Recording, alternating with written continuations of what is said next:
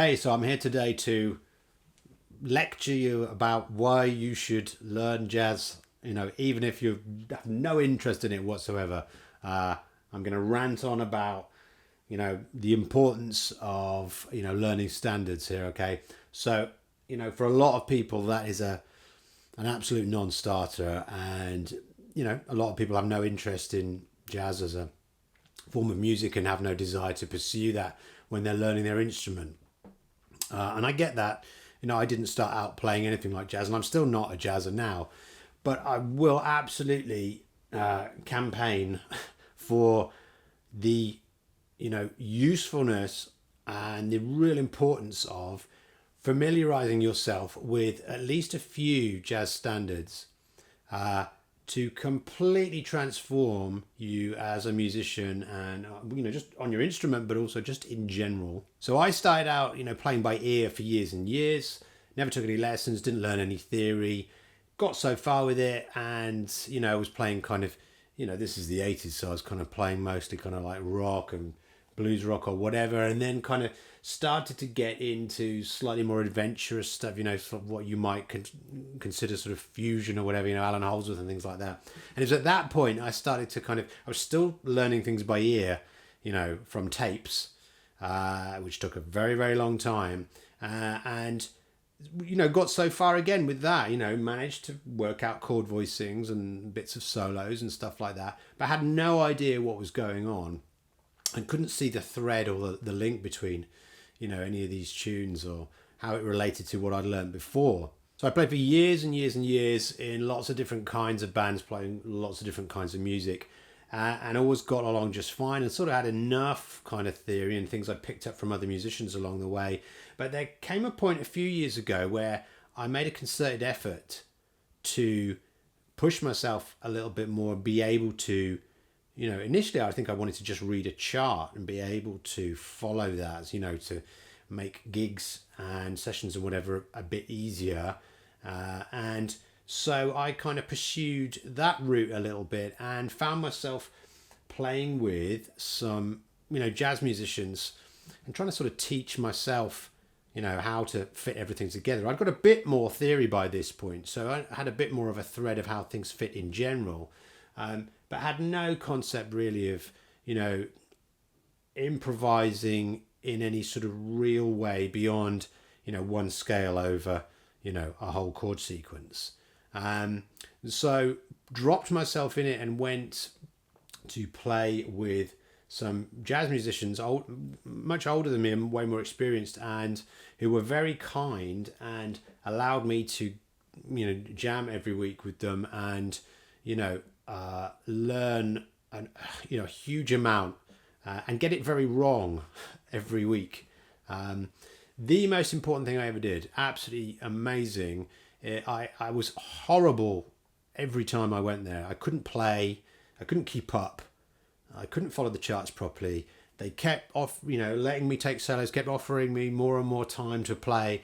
Very, very generous people, and absolutely amazing experience. Was awful the whole time I was there. I was awful. But that was the most useful stretch, I would say, beyond actually picking the instrument up in the first place and making, a song with it, getting that going. That experience was probably the most formative thing, the most useful thing that I have called upon ever since. So let me explain a little bit more about what I mean. So specific examples would be, and this is why I'm always saying to people, learn some jazz standards. If you're a rock player and you have no interest in jazz, learn a handful of jazz standards. It will be, a real eye-opener. It will open you up as a musician.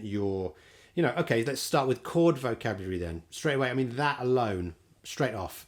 If you learn one jazz standard, you will immediately know, 15 more chord voicings and shapes and, whatever than you did when you started out. For that alone, it's useful. Okay, even if we just narrowed it down to, you'll know some more chords. You'll know, what all these extended chords sound like and how they fit together. You'll start to see that, on your instrument.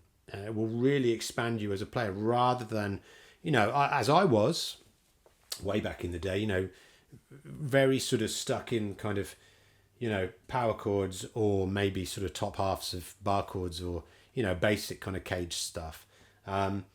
You start delving into it, even one sort of jazz standard, it's going to force you to, learn new shapes on the board. It's going to force you to learn new voicings of chords you already know, but also the extended versions of those chords. Okay, second thing that was really, really useful, even if you have no intention of ever doing it, for money or whatever, or you're not required to do it in bands that you play in, reading a chart is a huge skill and really, really useful.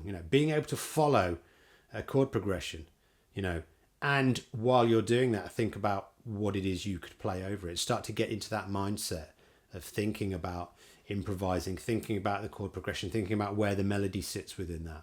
But just physically having your eyes on a chart, being able to, play the instrument and put your parts down while you're doing that. It's not something I ever did when I started out. It was all about ear, and it was all about just then focused on the board. But yeah, I can't really completely explain why that's useful. It's difficult to explain to people why that's a useful thing to do if you don't intend to do sessions or read charts or whatever, or but it's absolutely huge.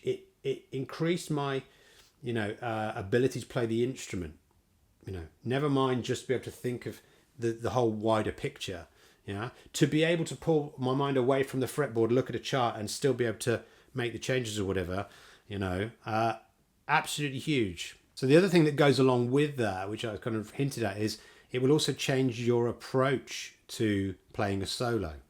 Yeah, it'll change your approach in a good way to improvising. That's not to say that it's going to turn you into a jazzer. It's not going to mean that you're going to now suddenly play all your lines like George Benson if what you want to play is, Metallica or whatever. It's not about that. It's about actually you being able to see a chord progression and not just think, I'm going to play E minor pentatonic over all of that.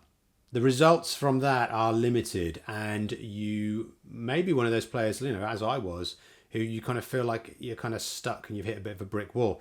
This kind of approach of learning a few jazz standards, following the chart, learning how to improvise over chords that are, borrowed chords in a key or where there's modulations, and being able to see how everything slots together is massively useful. Part of that is going to be that you won't always be able to just play a single scale, obviously.